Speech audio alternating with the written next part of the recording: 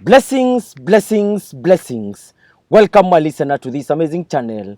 My name is Sam King, and I present to you the audio version of the Bible as it is written. Kindly let us subscribe and share with our friends as we celebrate the good news of our Lord Jesus Christ. And today we will look into the book of Ruth, chapter number 2. And I read, Now Naomi had a relative on her husband's side, a man of standing from the clan of Elimelech, whose name was Boaz. And Ruth the Moabite said to Naomi, Let me go to the fields and pick up the leftover grain behind anyone in whose eyes I find favor. Naomi said to her, Go ahead, my daughter. So she went out, entered the field, and began to glean behind the harvesters. As it turned out, she was working in a field belonging to Boaz, who was from the clan of Elimelech. Just then Boaz arrived from Bethlehem and greeted the harvesters. The Lord be with you. The Lord bless you, they answered. Boaz asked the overseer of his harvesters, Who does that young woman belong to? The overseer replied, She is the Moabite who came back from Moab with Naomi. She said, Please let me glean and gather among the sheaves behind the harvesters. She came into the field and has remained here from morning till now, except for a short rest in the shelter.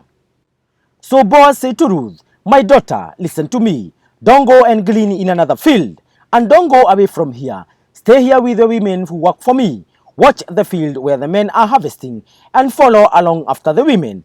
I have told the men not to lay a hand on you, and whenever you are thirsty, go and get a drink from the water jars the men have filled. At this, she bowed down with her face to the ground. She asked him, Why have I found such favor in your eyes, that you notice me a foreigner?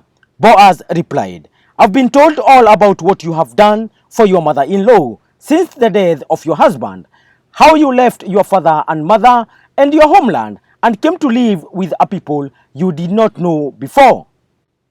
May the Lord repay you for what you have done.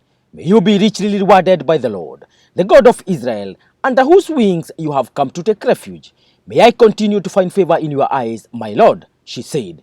You have put me at ease by speaking kindly to your servant, though I do not have the standing of one of your servants. At mealtime, Boaz said to her, Come over here, have some bread and dip it in the wine vinegar. When she sat down with the harvesters, he offered her some roasted grain. She ate all she wanted and had some left over. As she got up to glean, Boaz gave orders to his men, Let her gather among the sheaves, and don't reprimand her. Even pull out some stalks for her from the bundles and leave them for her to pick up, and don't rebuke her. So Ruth gleaned in the field until evening. Then she threshed the barley she had gathered, and it amounted to about an ephah. She carried it back to town, and her mother-in-law saw how much she had gathered. Ruth also brought out and gave her what she had left over after she had eaten enough. Her mother-in-law asked her, Where did you glean today? Where did you work? Blessed be the man who took notice of you. Then Ruth told her mother-in-law about the one at whose place she had been working. The name of the man I worked with today is Boaz, she said. The Lord bless him, Naomi said to her daughter-in-law. He has not stopped showing his kindness to the living and the dead. She added, That man is our close relative. He is one of our guardian redeemers. Then Ruth the Moabite said, He even said to me, Stay with my workers until they finish harvesting all my grain. Naomi said to Ruth her daughter-in-law, It will be good for you, my daughter, to go with the women who work for him, because in someone else's field you might be harmed. So Ruth stayed close to the women of Boaz to glean until the barley and wheat harvest were finished, and she lived with her mother-in-law. Thank you, listener. That marks the end of today's presentation. Kindly let us remember to subscribe, and as I sign out in style. Peace.